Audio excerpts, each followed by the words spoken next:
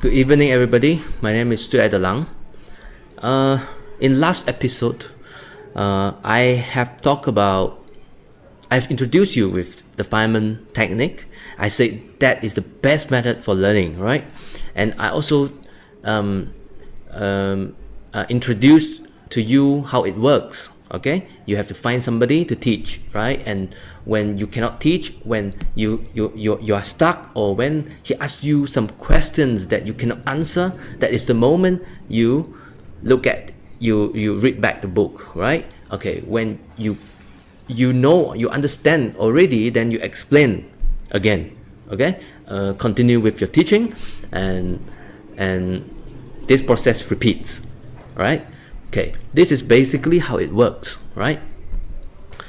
Today I'm going to explain to you why it is the best learning method. Okay. First of all,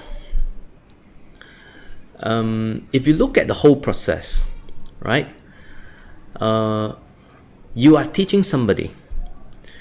When you are teaching, okay, that is the moment your brain retrieved the knowledge that is already in your brain.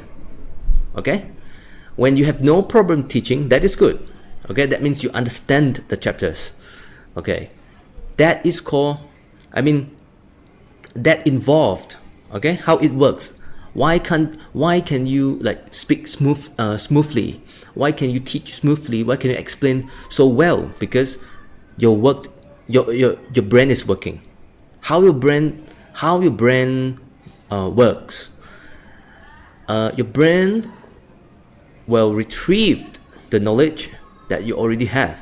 Right? This is called active learning. In your brain, there are neural nodes. I call it nodes. I don't know about the correct term, but I call it nodes. Okay, neural nodes, right? So every node is storing. Every node is storing the different knowledge, right? To make things simple, I say the nodes are used to store knowledge, right? When we are explaining, we don't explain just one thing. We explain a lot of things, like a story, right? We are relating different knowledge together. So it involves connections between nodes and nodes. So when you explain, your brain is working. The connection between nodes and nodes is important. When you explain that, when you need the two knowledges, like two knowledge, okay, when you need two knowledge, you have to relate them, right? And the electrical impulse will go through the connection. Wherever it passed through the connection, your connection will be thickened. Okay, so when it passed through, it thickens your connection. This will help you to apply the knowledges, right? Apply the knowledge next time. Because when you apply the knowledge next time, the same thing happens. The electric pulse will pass through. But this time, your connection has been widened, has been thickened. So it's easier for the electric pulse to pass through the next time, right? So when you explain the things that you have already understood, you are actually thickening the connections between different knowledge, right? And this make the retrieve of your knowledge from the brain easier next time. That is how the knowledge that you learn strengthen. That is how the knowledge stick in your brain, right? So this is active retrieval of knowledge from the brain. This will happen when you have no problem in teaching. You are explaining the things you have already understood, right? Now, another situation is when you are explaining something that you feel you are not fully understand yet. You have not fully understand yet. Or maybe your partner will ask you something, your student will ask you something that you don't know how to explain. You feel like, at first you feel like you know it, but when you really want to explain it, you have difficulty. Okay? That is the moment that you have discovered the things that you don't know. Okay? So according to the Feynman technique, what do? You look back to the question, you read the book again. So this time, you are doing the active learning. You're finding keywords in the textbook. This is different from passive reading, right? I like to read. I like to passive read everything from the books. But I tell you, this is not effective. And I'm going to explain why. Active learning, like retrieving the knowledge from the book, like finding keywords, is better than passive learning, because active learning is difficult to do, and active learning will motivate you. You have a purpose. You know what to look at. You even know where to look at. Okay, so you have a purpose, and that purpose creates motivation. When you have motivations, your body makes the dopamine, and you will feel happy, and you will feel motivated, right? You will feel like high spirit, So you have a purpose, you have motivation, then you look for it, look for the knowledge that you want to learn. Okay? The whole process, allocate much more cognitive resources than when you do it using the passive learning. I repeat, the active learning will force your body to allocate more cognitive resources than what is required in passive learning. Okay?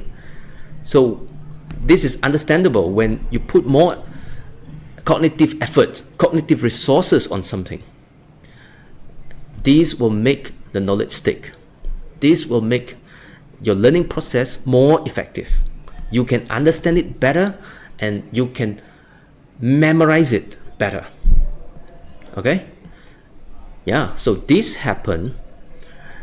All of this happen. The active learning will happen when you face the difficulty in explaining, in teaching. Just now, in the first part, we have explained about the things that you can explain well. That is active recalling, active retrieving knowledge from your brain. Okay? That strengthened the connection, that make the knowledge the knowledge you have understood stick, that make them stick. Right? In the second part, I explained about the part when you want to explain something and you have difficulty. That means you don't understand well. So that will make you retrieve the knowledge in the book. Active learning. Okay? Both are good. Both are very good than passive learning, than the other methods. Okay? Maybe, I know there are a lot of methods, right? But what I see is the Feynman technique is the best because of this, right? Good. Now, so those are the two reasons why Feynman techniques is the best. The third reason why it is the best. You look back at what I have explained just now. You look back at the whole process of Feynman method. What are we doing? We teach, and then we try to detect where we are weak at. Okay? And then we learn, and then we teach again, we explain again, and then these things repeat. Correct? This is the whole process. this is actually called iteration. This is actually evolution, right? Because these things repeat for what? It forces you to focus on the things that you don't understand. It narrowed down the range of the book that you don't know. The things that you can explain well, you don't spend too much time on it, right? When you face difficulty in explaining, you will spend a lot of time in reading the books, finding the things that you want to explain, right? So this is unintentionally making you focusing to the knowledge that you don't really understand. So this is the third reason why I say the Feynman method is the best.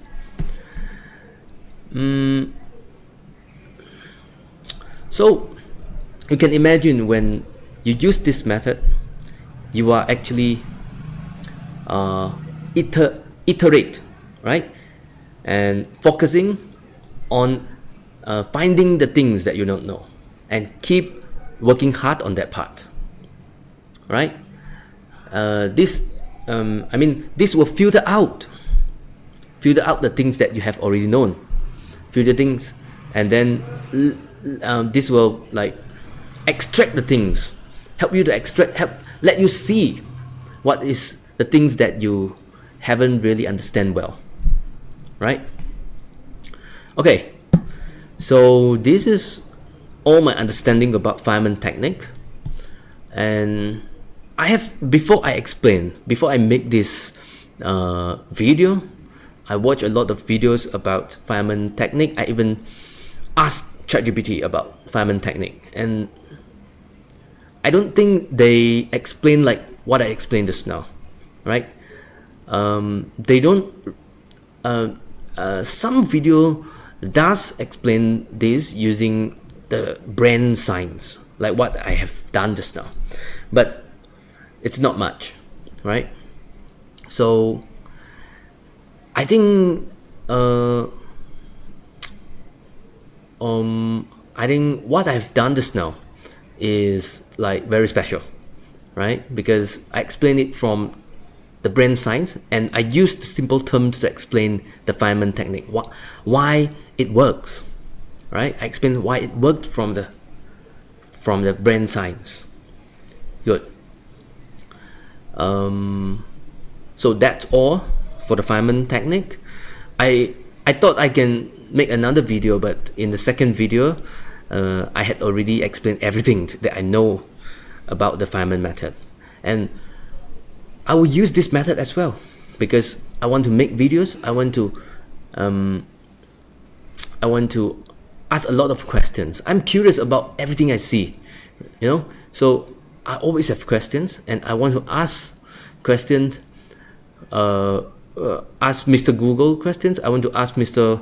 ChatGPT questions, to solve my own doubts, to solve my own questions. And by doing that, I'm learning, and I'm focusing on the things that I don't know. After I understand everything, after I have understood everything, I will make videos like this. And I'm planning to do this for 3 years, the coming 3 years. So I expect I will have like 1,000 of videos answering the questions that I'm curious about in the next 3 years. Okay, this is my project. So I hope you will stay tuned because my question is very interesting, right? So I hope you will stay tuned, okay, for my interesting questions and answer sessions in next few episodes. Okay, thank you so much for your time. Bye bye.